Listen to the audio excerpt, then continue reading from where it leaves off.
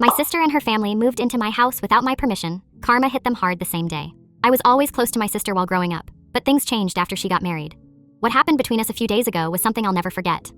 I'm Phoebe, 31, and I own a modest 3-bedroom house. It's nothing fancy, but it's mine, and I'm damn proud of it. I've been paying it off for 10 years now, working day and night to make those mortgage payments. I won't deny that I sometimes envy my friends living in their fancy apartments downtown. But then I remember that this place is mine. No landlord breathing down my neck, and no roommates leaving dirty dishes in the sink.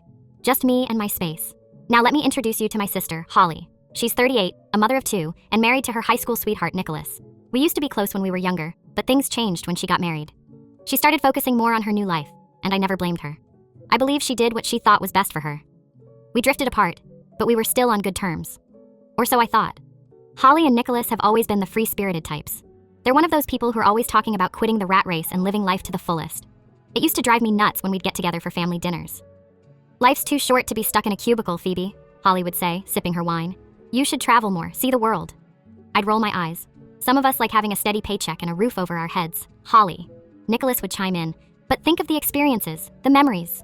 "Yeah, well, memories don't pay the bills, buddy," I'd think.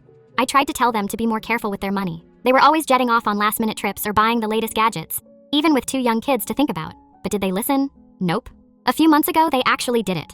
They sold their house during the market boom, thinking they'd use the profit to fund a year-long break to travel the world. I remember the conversation like it was yesterday. "We're doing it, Phoebe," Holly squealed over the phone. "We sold the house." "What?" I nearly choked on my coffee. "Holly, are you serious? What about the kids' school? Your jobs?" "Oh, we'll homeschool them on the road. It'll be an education in itself, and we can always find work later. This is our chance to really live."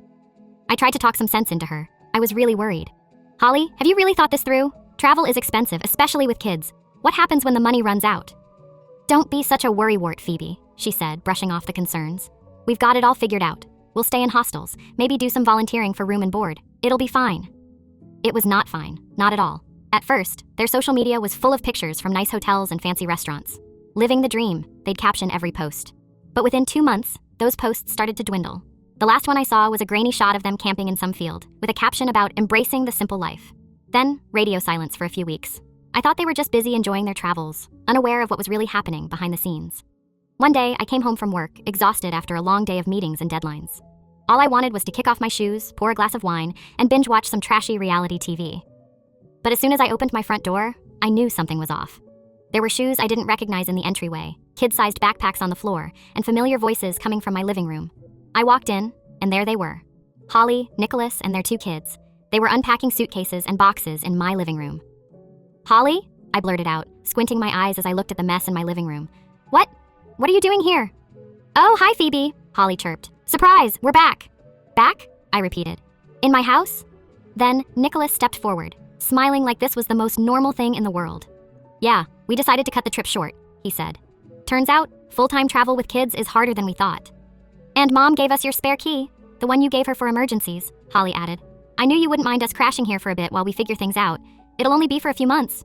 "A few months?" I protested. "Holly, are you serious? You can't just move into my house without asking me." "But we're family. I thought you'd be happy to help us out." "Happy?" I could feel my cheeks burning with anger. "Holly, this is my house, my space. You should have talked to me about this." Now, Phoebe," Nicholas interrupted. "Let's not get too high and mighty here. Family helps family, right? It's not like you're using all this space anyway." I couldn't believe what I was hearing. Where did this entitlement come from? Why were they acting like what they did was fine? "You guys need to leave," I said, crossing my arms on my chest. "Now." But Holly refused. Meanwhile, Nicholas started subtly threatening me. "Come on, Phoebe," he began, looming over me. "Don't make this difficult. We don't have anywhere else to go." I was furious. If I called the cops, their young kids might get dragged into it, and I didn't want that. I needed to come up with a plan, so I headed straight to my bedroom and locked the door behind me. At that point, I honestly felt like crying. I had no idea what to do until my phone buzzed. It was a text from my old college friend, Alex.